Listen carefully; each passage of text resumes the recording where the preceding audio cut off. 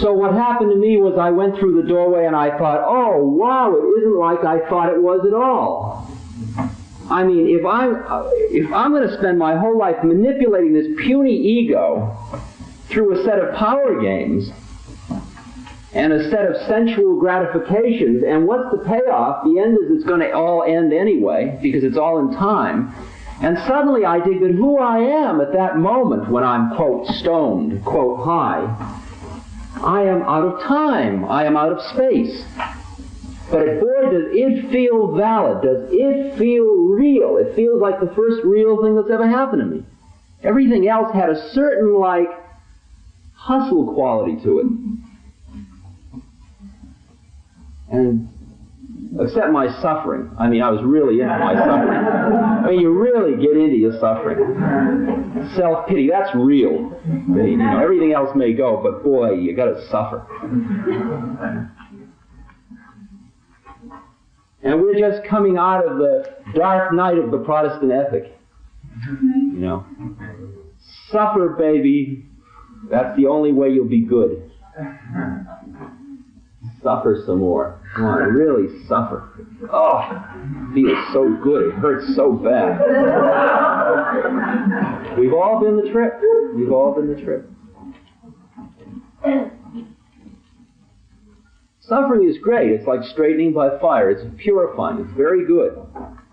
But the funny thing about one another paradox, this trip requires total suffering, but it's got to be suffering that's no suffering.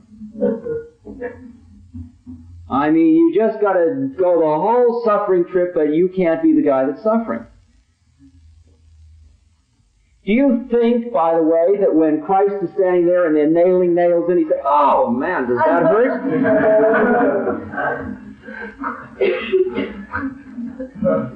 He's probably looking at the guy that's nailing it in with absolute compassion.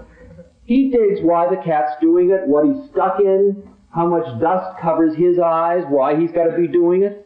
That's the way it is. He said the night before, he says, well, tomorrow is the big trip. I got to go on it. You know, I'm going to go do this thing. Yeah, right, there are the nails. Wow, look at that. I go to the dentist, and the dentist says, I'm going to have to drill near a nerve. I'll give you Novocaine. No, don't give me Novocaine. What do you mean you want Novocaine? It'll be terrible. It's pain. It's interesting. Well, all right. Boy, it's pain. It's really interesting. It really is interesting.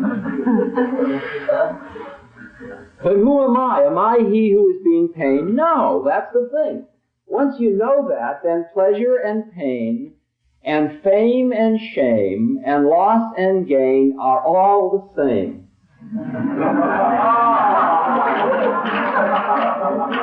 They're all just happening to you. They're just like, you know, you're standing on a bridge watching it go by. Wow! Wow, look at that. Boy, ooh. Once you have seen through the illusion, and that, as I told you, wasn't your choice. It just was your karma that at this particular lifetime, and I know you all went through changes when I say this particular lifetime. You mean there were other lifetimes? You mean you believe in reincarnation? Well, I'll take you through that very gradually in about 5 minutes. For some reason or other, this trip, you woke up.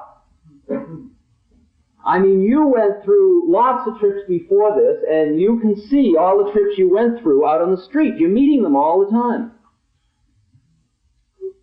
Guy carrying the burden of his personality through life. I've spent 32 years in analysis, and I'm now coping.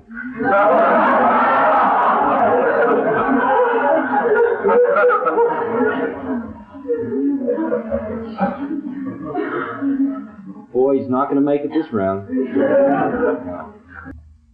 But the minute the moment has come where the veil just gets thin enough so that you see through for a second, so that when you go to church on Sunday and they sing a hymn, humbly I adore thee, verity unseen, who thy glory hidest neath these shadows mean. Lo, to thee surrendered, my whole heart is bowed, tranced as it beholds thee, shrined within the cloud. That's a hymn from the Episcopalian hymnal, Protestant hymnal. Okay? The words were St. Thomas Aquinas. Now, you could very easily be somebody who's gone to the Episcopal Church of a Sunday morning because somebody took you or because you were looking, and you may have sung, "Humbly I adore thee, verity unseen."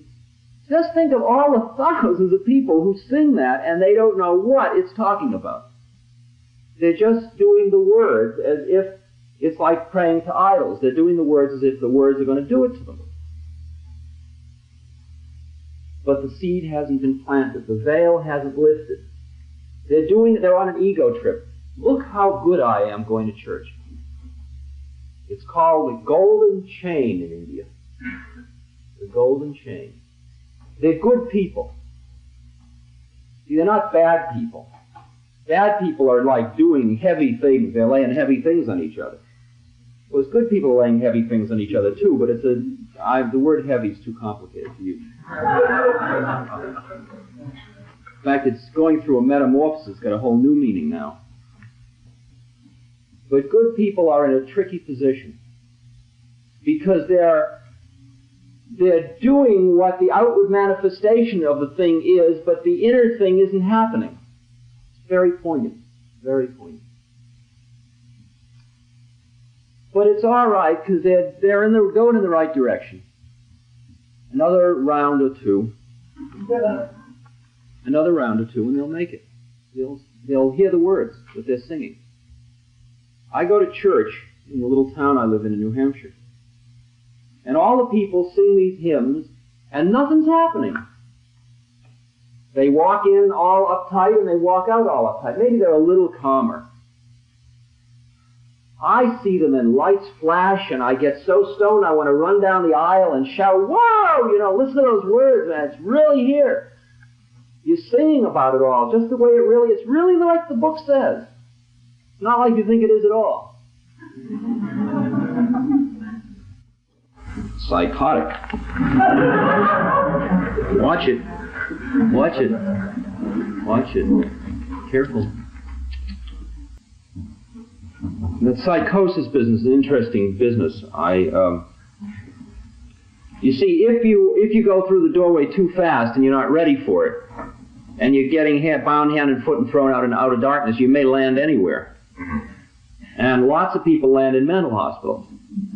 And the reason they do that is because they went in through the door with their ego. See, they said like, "Wow, I've been invited to the wedding feast.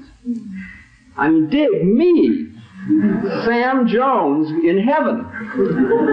Sam Jones standing at the right side of the Lord. There's the Lord, and there's Gabriel, and there's Sam Jones. They don't understand that you got to die to be born. That only when you have been born again do you enter the kingdom of heaven. So they've gone in on the first round. And what happens is they go on a huge ego trip. And it's called the messianic complex. It's called paranoia. Delusions of grandeur. I have a brother who is in a mental hospital. He thinks he is Christ. Well, that's groovy. I am Christ also. But he doesn't think I'm Christ. He just thinks he's Christ.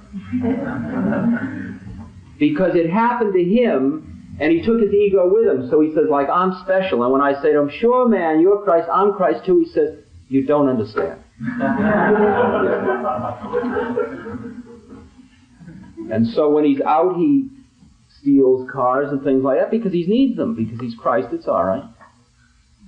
So they lock him up. He says, "I don't know." He said, "Me, I'm a responsible member of society.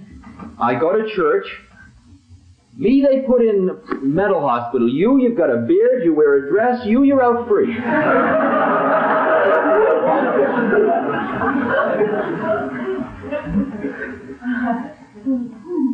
Sure, because as far as I'm concerned, we're all God. That's the difference. That's the difference. And if you really think another guy's God, he doesn't lock you up. It's funny about that. But you got to be really pure. You got to really think it. You can't just make believe you think it.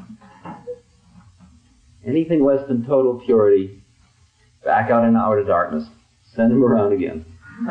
Send him around again. That's what you learn after a couple of hundred psychedelic trips. Well, I might as well get straight because I'm getting to feel like a yo-yo. You know, I keep going up and coming down, up and down.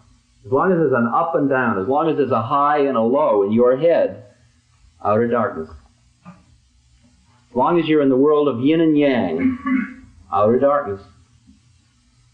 It takes a lot of purification. Purification of what? Purification of thought, purification of body, freedom from attachment. Freedom from attachment.